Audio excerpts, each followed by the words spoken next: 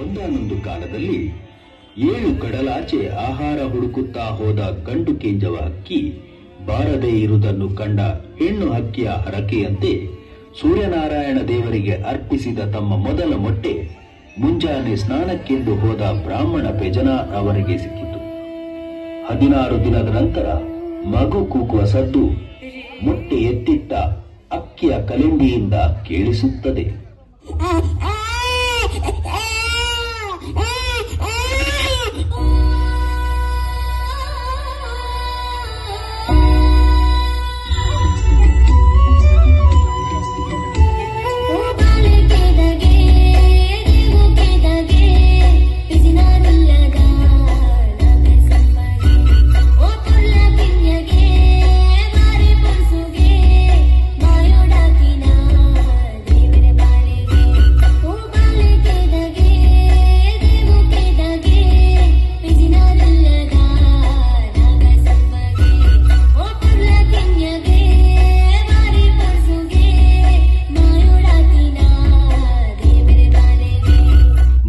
ಮೊದಲೇ ಋತುಮತಿಯಾದ ಬಾಲಕಿ ಸ್ವರ್ಣ ಕೇದಗೆಯನ್ನ ಸಂಪ್ರದಾಯದಂತೆ ಕಣ್ಣಿಗೆ ಬಟ್ಟೆ ಕಟ್ಟಿ ಕಾಡಿಗೆ ಬಿಡುತ್ತಾರೆ.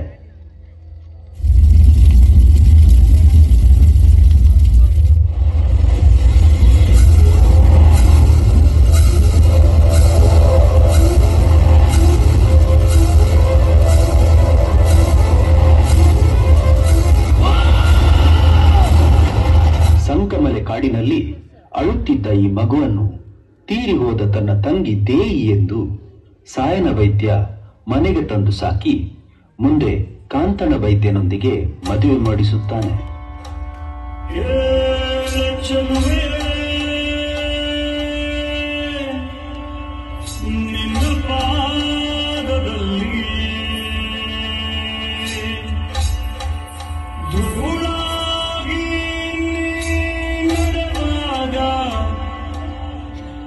ಜಗುಳಿನ ಇಡುವೆ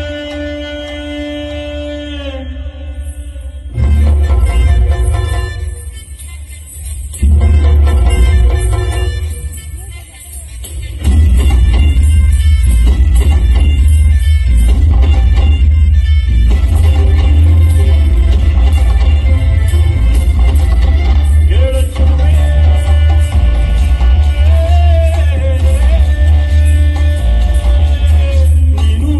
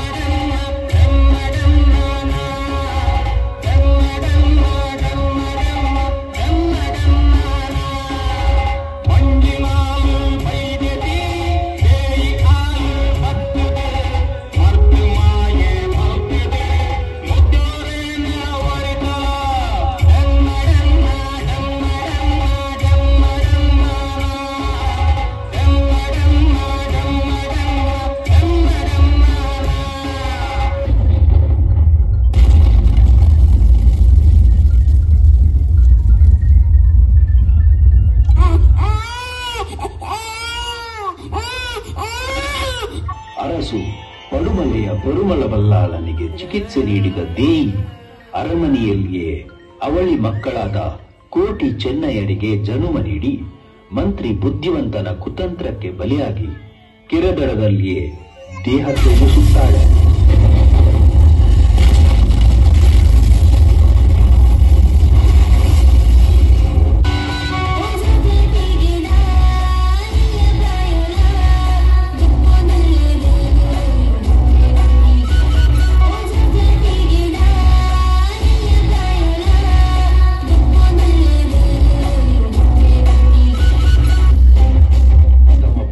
ಚೆಂಡಾಟಗಳಿಂದಲೇ ಅವಮಾನಕ್ಕೆ ಒಳಗಾಗುತ್ತಿರುವ ಕೋಟಿ ಚೆನ್ನಯ್ಯರು ಗರಡಿ ಕಾಳಗ ವಿದ್ಯೆಯಲ್ಲಿ ಅಪಾರ ಪರಿಣತಿ ಪಡೆಯುತ್ತಾರೆ.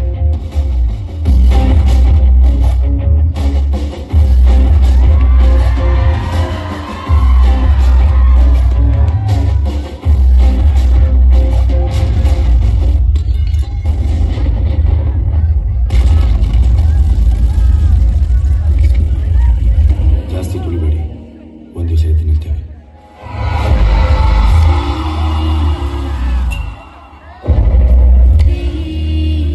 ತಮ್ಮ ತಾಯಿಯನ್ನು ಕೊಂದ ಕುತಂತ್ರಿ ಬುದ್ಧಿವಂತನನ್ನು ಎದೆ ಬಗೆದು ಕೊಂದು ಹಾಕುತ್ತಾರೆ.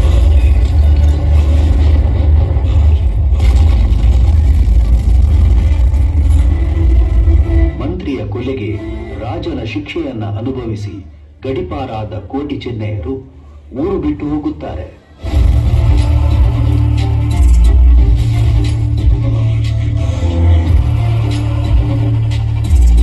ಊರಿನಲ್ಲಿ ಅಕ್ಕ ಕಿನಿದಾರು ತಮ್ಮಂದಿರಾದ ಕೋಟಿ ಚೆನ್ನಯ್ಯರನ್ನ ಪ್ರೀತಿಯಿಂದ ಸಲಹುತ್ತಾಳೆ.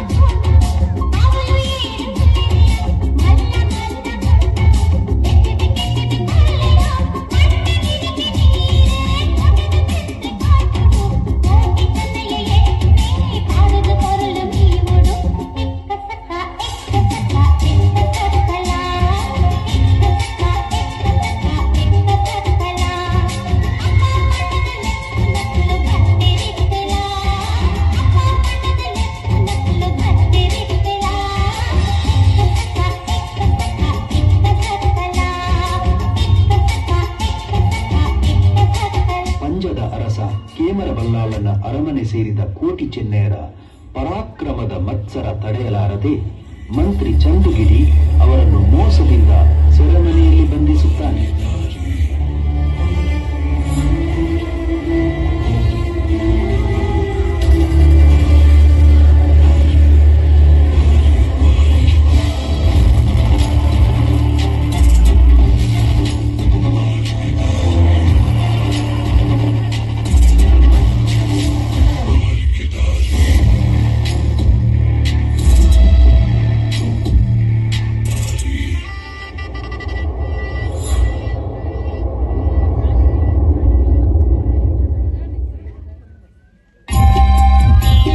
ಕೆಮ್ಮಲಿತಾ ಬ್ರಹ್ಮ ಎಂಕ್ಲೆ ಕುಲದೈವೋ ಬ್ರಹ್ಮ ಕೆಮ್ಮಲಿತಾ ಬ್ರಹ್ಮ ಎಂಕ್ಲೆ ಕುಲದೈವ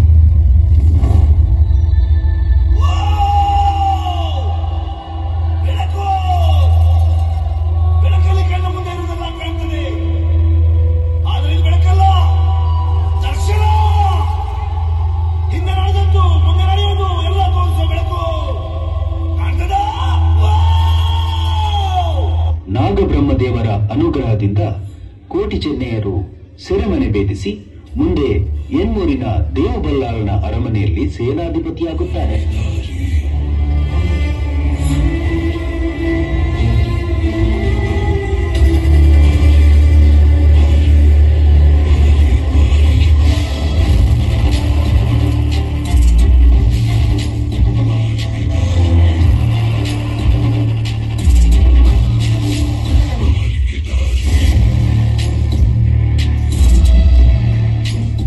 ಮತ್ತು ಪಂಜದ ಘೋರ ಯುದ್ಧದಲ್ಲಿ ಕೋಟಿ ತನ್ನ ಸುರ್ಯದಿಂದ ಪಂಜದ ಮಂತ್ರಿ ಚಂದುಗಿರಿಯ ತಲೆ ಕಡಿದು ಆಕಾಶಕ್ಕೆ ಹಾರಿಸುತ್ತಾನೆ.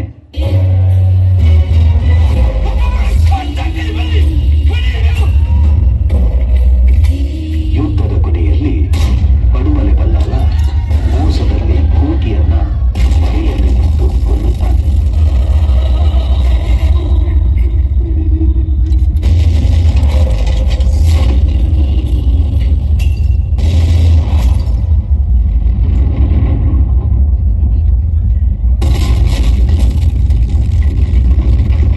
ಸಮಾನರಾದ ಬಲ್ಲಾಳರೆಂದರೆ ಕೊಲೆಯಾದ ಅಣ್ಣ ಕೋಟಿಯ ಮರಣಕ್ಕೆ ದುಃಖಿಸಿದ ಚೆನ್ನಯ್ಯ ದೊಡ್ಡ ಬಂಡೆಕಲ್ಲಿಗೆ ತಲೆ ಬಡಿದು ಸಾಯುತ್ತಾನೆ.